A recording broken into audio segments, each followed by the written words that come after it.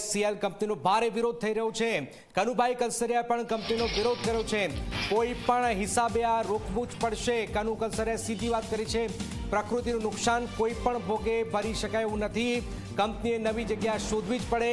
કંપનીને હજુ સુધી પર્યાવરણ વિભાગની મંજૂરી નથી મળી।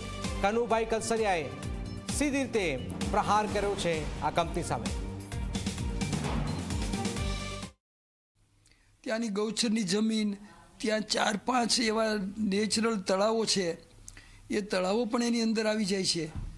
અને મેં જાણ્યું એ પ્રમાણે 2 તળાવોને એમાંથી મુક્તિ આપી છે, પણ બીજા 4 કે 3 તળાવો એ હજી પણ એની અંદર જ તે એ વિસ્તારની અંદર આવી જાય છે। એટલે લોકોએ કોઈ પણ હિસાબે આ સાહસને રોકવું જોઈએ અને એને કોઈ એવી બીજી જગ્યા શોધવી જોઈએ કે જ્યાં પર્યાવરણને કોઈ નુકસાન તો હોય પણ એ હાનિ કરતા ના હોય। હું જાણું છું ત્યાં સુધી હજી સુધી એને પર્યાવરણની મંજૂરી મળી નથી।